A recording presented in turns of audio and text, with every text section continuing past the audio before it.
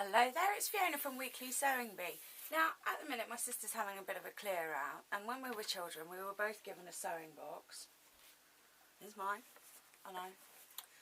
Yes, and it's got sewy stuff in it.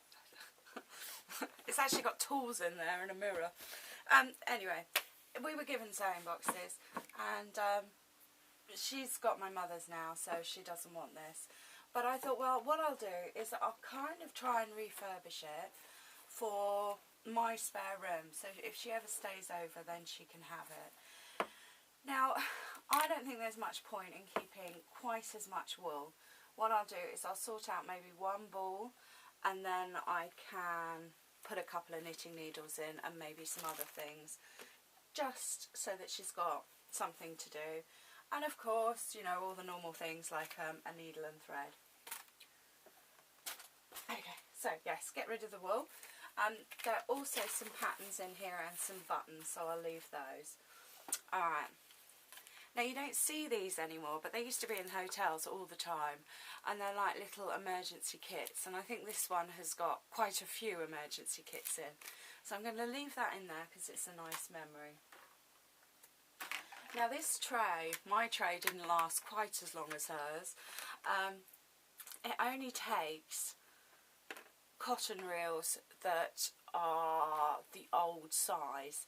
Now, I knew that I could get hold of cotton reels this size with the metallic thread on, but I have been keeping an eye out, and yesterday I did manage to buy some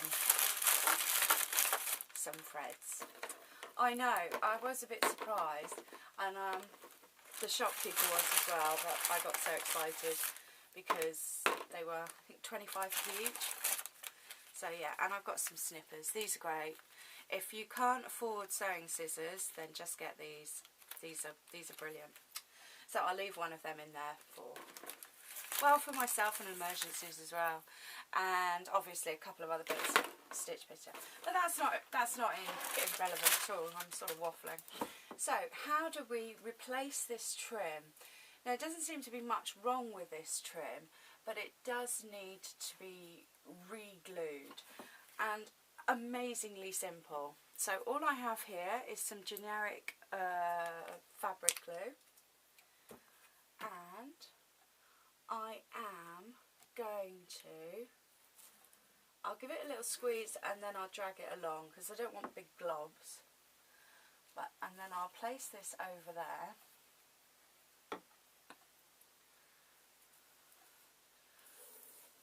Get that bit, and in a way it's important to do it one step at a time. Now, because I can, what I'm going to do is I'm going to hold that in place with a pin, and this is just to let the glue settle, as it were. And okay, if I was doing this and the camera wasn't on, I would do the top today and I would do the bottom tomorrow.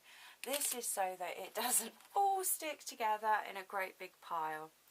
But because we're under time constraints, so I need to get this corner nice. So I can then put the pin in, and all I'm doing is just sliding the pin up under the fabric, because the glue has stayed for the lid but not for this binding. So coming up a bit more, and another pin,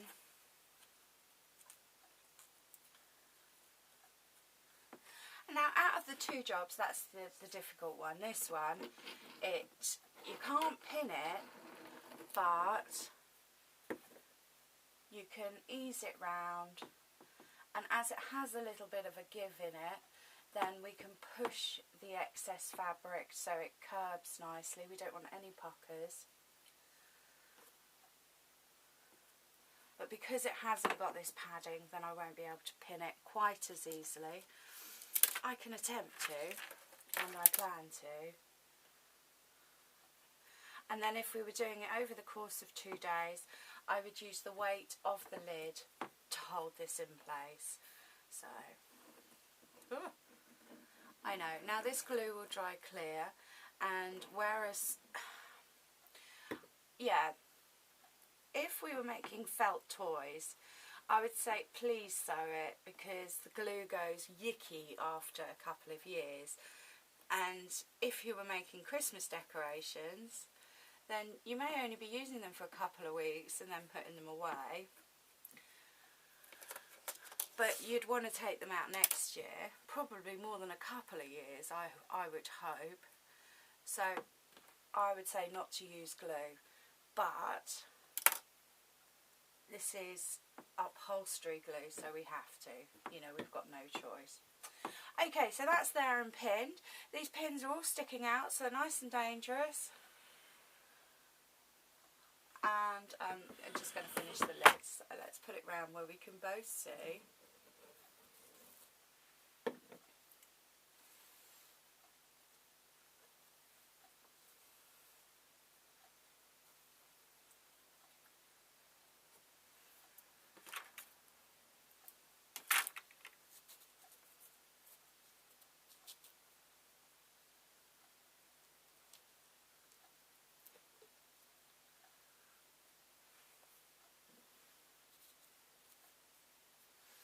And it's really up to you how many pins it needs.